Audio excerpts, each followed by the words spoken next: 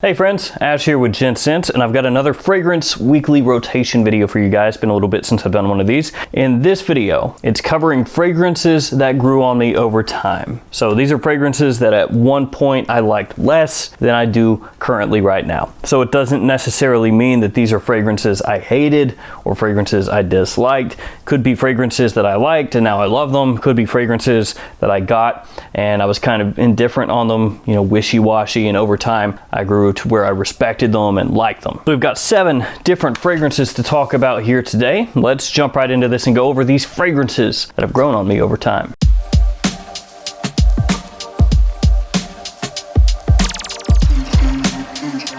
First up is going to be this one, Narciso Rodriguez for Him. This is the original Eau de Toilette. I've got some flankers of this line, but the OG is the fragrance that actually has grown on me the most. This one was released in 2007.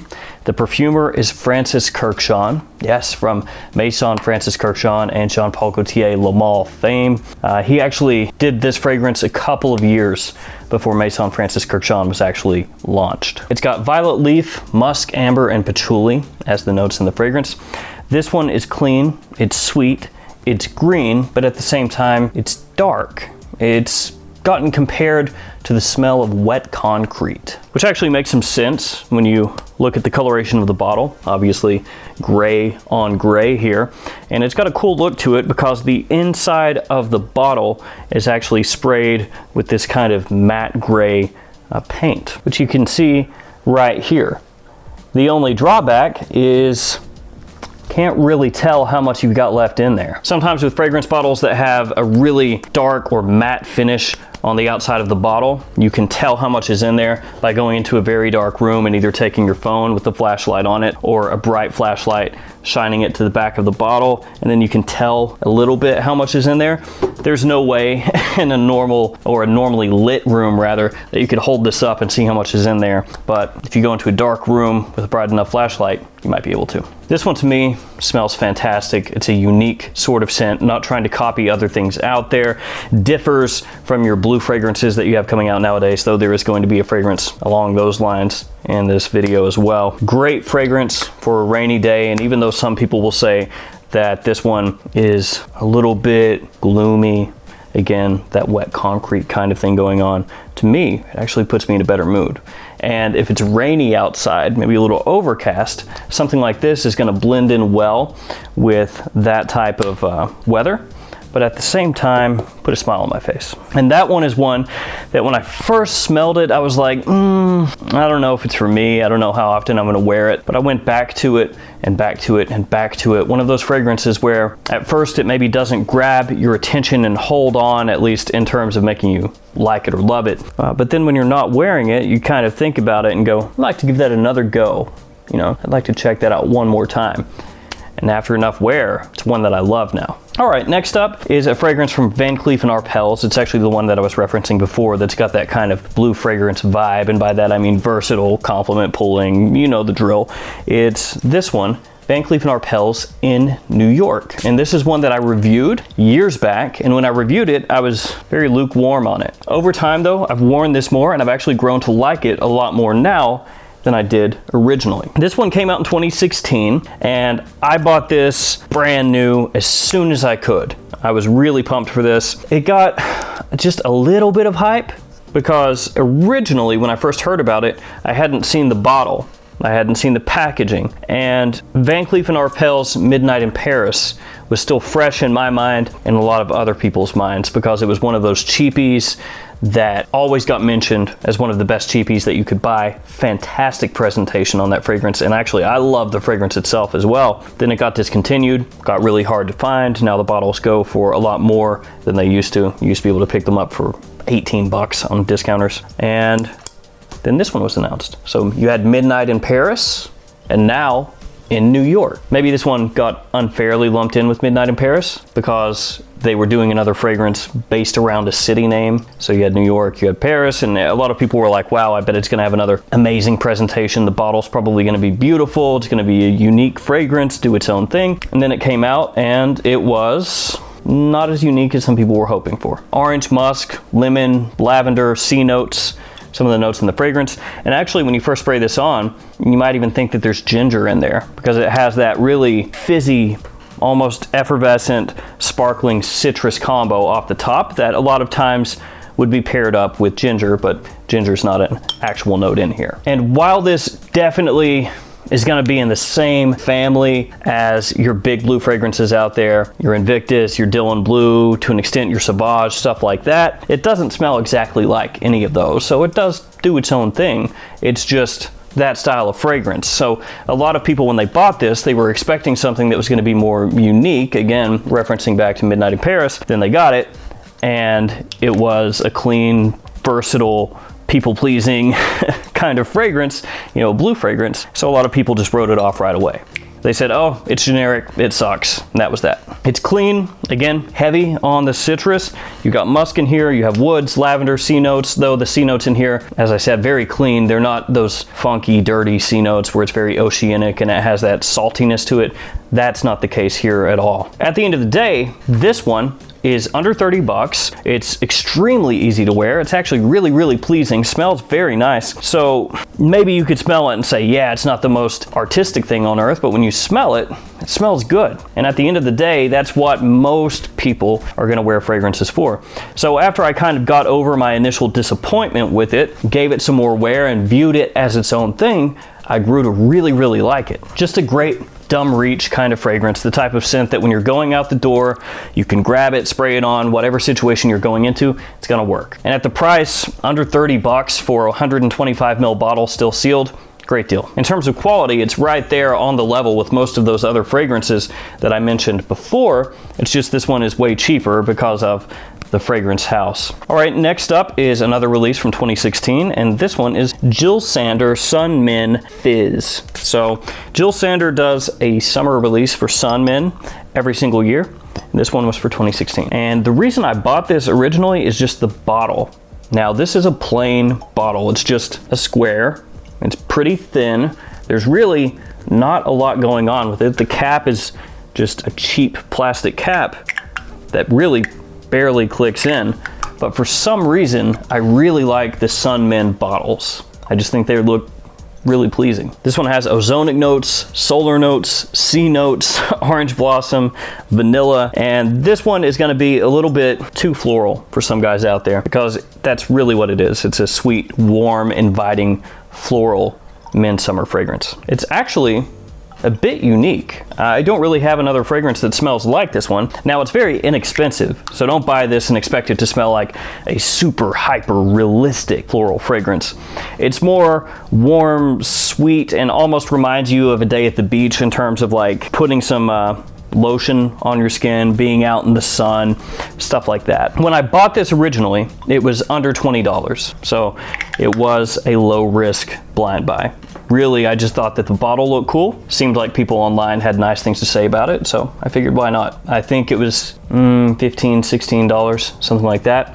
Now, this is a limited edition from 2016, so it looks like stock is maybe going down on it. Some of the discounters have raised the prices up closer to 30 bucks, but when I originally bought it, it was very inexpensive. And I kind of just sprayed it on once and I said, yeah, a little floral, a little warm, whatever. It didn't go back to it, but here recently, I wanted to check it out again, gave it a few wears, and I was like, hey, actually not too bad. For me, this is the kind of fragrance that I'd like to wear on summer days when it's really hot and I want a summertime fragrance, but one that basically nobody else is going to be wearing where I live. Now you have bigger brands like Dolce & Gabbana or Issey Miyake or Calvin Klein that do summer releases every single year. More people are going to be wearing those. They're more well known. Nobody really knows about Jil Sander and very few people care about the summer releases Jil Sander does every year. And for the price, I'm glad I got it. Just something to kind of shake things up a little bit. Next up is a Creed fragrance, and for a long time this was one of my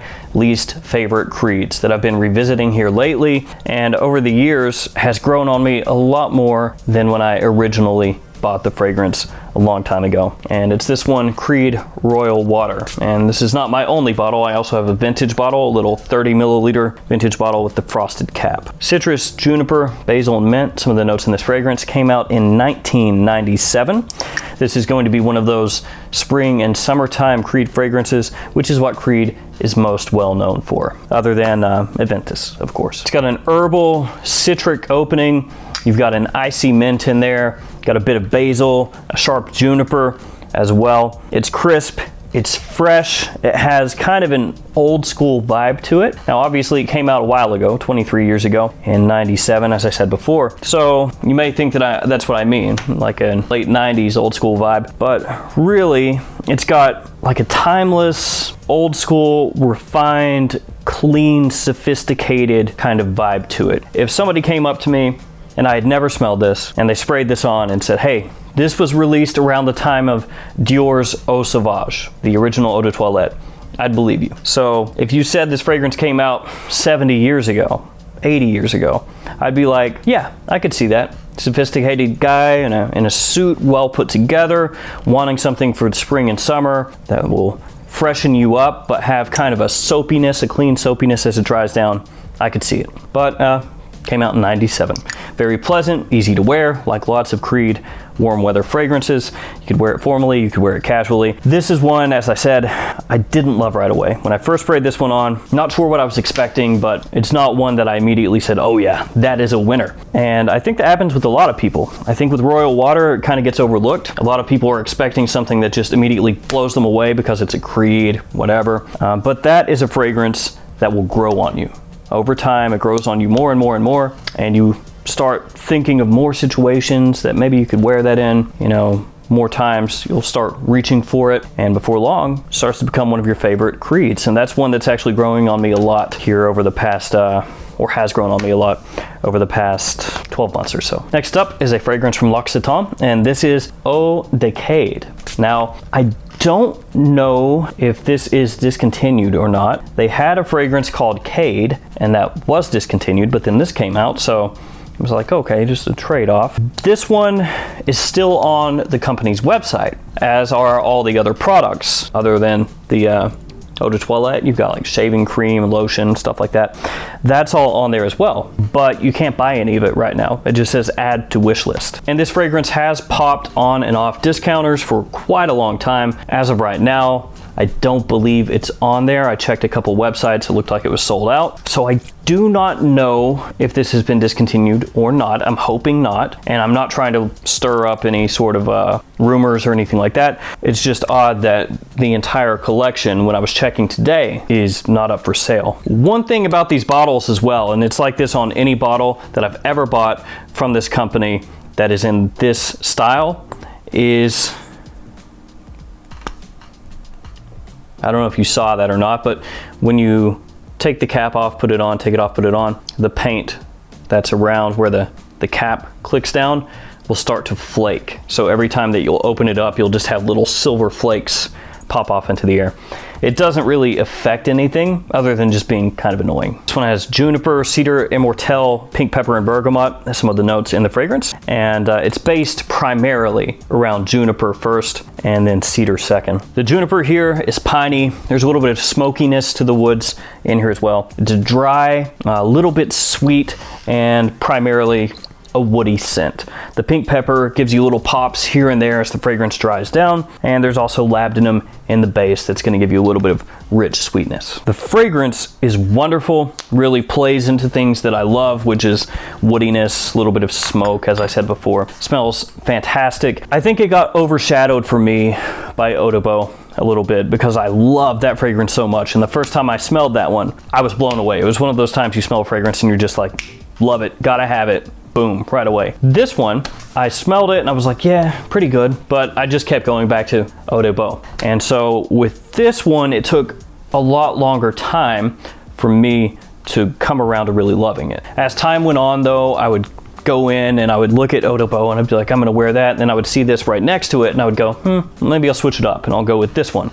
And then over time, I grew to like it more and more and more and more. Fantastic fragrance, love it. I hope it's not discontinued. Next up is the oldest fragrance in this video today. It's from 92, and it's this one, Pasha de Cartier, and this is the Eau de Toilette. Mint, lavender, oak moss, caraway, sandalwood, some of the notes in this fragrance. It's got kind of a barbershop-y vibe to it, that clean, classic, sophisticated barbershop kind of vibe with a little bit of powder in there, the soapiness in there, while still smelling very gentlemanly. But it's not fully and completely a barbershop fragrance. But you know, you wouldn't be able to tell that by smelling from the atomizer. From the atomizer, it smells exactly like a barbershop fragrance. It's got a clean aromatic lavender that's going to be mixing with anise and oak moss, which is going to give you that barbershop-y kind of characteristic, very reminiscent of fragrances in the 80s and some fragrances like in the late 70s. It gets some comparisons to Safari by Ralph Lauren, which is a fragrance that at one time was extremely popular, though nowadays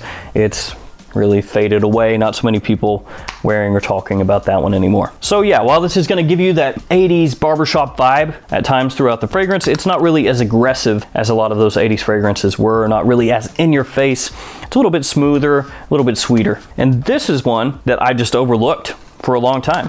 It's one that I just didn't pay a lot of attention to. And then one day I sprayed this on and I was like, wow, that is a great fragrance. Probably not one that younger guys, you know, people in their 20s or their teens are going to appreciate as much. I think people in their 30s, 40s, 50s, 60s going to appreciate that one a lot more. Great fragrance, great line. Really, the Pasha de Cartier line is one that I kind of view as a line made for somebody trying to put across more of a sophisticated, put together, clean vibe rather than a bubblegummy sweet vibe, a little more aromatic. And last up, another fragrance from 2016. 3 fragrances on this list from 2016. This one is another I've reviewed, and it's Davidoff Horizon. And this is a very cheap fragrance. This one you can pick up for under $15. It's got vetiver, ginger, cedar, it's got black pepper, grapefruit, orange, rosemary, patchouli, a lot of things going on in here. This one at times reminds me of like a cheaper take on Terre d'Hermes. Now let me clarify some stuff when comparing this to Terre d'Hermes. It doesn't smell exactly like Terre d'Hermes, and it doesn't smell like a copy of Terre d'Hermes. It's just, if you were describing it to somebody who had never smelled it, but they had smelled Terre d'Hermes, it would be like a less aggressive, less earthy Terre d'Hermes, less classy, and less offensive, potentially, than Terre d'Hermes. Not quite as much depth as Terre d'Hermes, and focusing more on almost a fizzy fresh vetiver and grapefruit rather than orange. So I know that's like a whole lot of things that are different there, but at times when you smell this, you could be like, oh, okay, yeah, it's like almost like a younger guy's Terre d'Hermes, something like that, where you're not really trying to go formal or classy. Instead, you're trying to take the black pepper, the citrus, the vetiver, and mix that together in a more easy to wear kind of fashion for a younger guy. A little bit like that. Now, obviously, if you don't like vetiver, probably won't like this one because it is the main woody type note in here that I pick up. But to me, it's a very easy to wear vetiver. Again, not grassy, not earthy, not dirty, almost fizzy. And this one is another one that's kind of a good dumb reach fragrance that you could wear almost year round. Going to be better for spring and fall, you know, that kind of neutral weather, but you could potentially wear it in the summer or the winter, adjusting sprays up or down. And if you had to, you could wear that formally in a pinch. It would work in a lot of different situations. For under $15, I think that it's a sick deal. One of the better fragrance purchases that you could make in that price range. But do not go into this expecting Davidoff Horizon to be at an Hermes level, with Hermes depth, with the same makeup as Terre d'Hermes. They are markedly different. It's just they're taking similar notes, approaching them in different ways at different price tags. It was a fragrance that initially I wrote off, but over time, wearing it more and kind of taking into consideration the price that you can pick it up at, it's grown on me. I think it's a good dumb reach, solid cheapie. And that one's gonna wrap this video up. All right, guys, I know this ran very long, so I'm just gonna go ahead and go. Thanks for watching. See you guys tomorrow. Stay safe out there. Yep, that's it. See you guys.